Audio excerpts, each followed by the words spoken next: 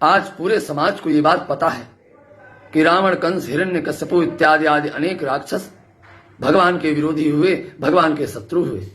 किंतु साथ में ये भी जान लेने की आवश्यकता है कि भगवान के शत्रु कैसे हो गए, भगवान के विरोधी कैसे हो गए।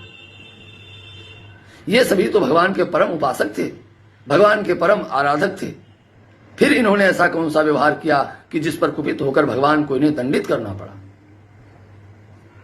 और इन सभी राक्षसों ने न ही भगवान को कभी कोई हानि पहुंचा पाई, न ही भगवान को कोई व्यक्तिगत निजी नुकसान कर पाया, न ही इनमें इतनी क्षमता थी, न सामर्थ्य थी कि भगवान का कोई विरोध कर सकें या भगवान का कोई भी बाल बांका कर सकें। फिर भी भगवान के विरोधी माने गए, शत्रु सिद्ध हुए। आज शास्त्र इनकी निंदा करता है। तो बोले कारण क्या?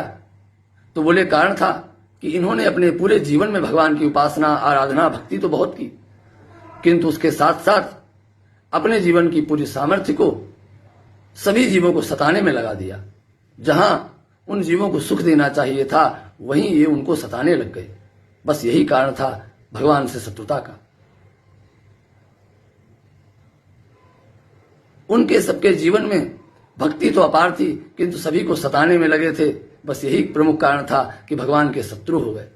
तो बंधुओं, हम सभी को इनके जीवन से सीख लेने की आवश्यकता है कि हमारे जीवन में कितनी ही आराधना और उपासना, भक्ति क्यों न हो, किंतु यदि हमारे जीवन की सामर्थ्य सभी को सताने के लिए है तो वो आराधना और उपासना और भक्ति भी व्यर्थ हो जाती है। इसलिए हमें सावधानी पूर्वक भगवान की उपासना और भजन करते साथ साथ सभी को सुख देने की आवश्यकता है। अपने जीवन को सभी के परोपकार के लिए समर्पित करने की आवश्यकता है। तब तो जाकर भगवान की दृष्टि में हम कृपा पात्र बनेंगे, अन्यथा भगवान की दृष्टि में हम सदैव अपराधी और दंड के पात्र ही बने रहेंगे। क्योंकि जो व्यवहार भगवान से शत्रुता का कारण है, उसके ठीक विपरीत व्यवहार भगवान से मित्रता और प्रेम का कारण है।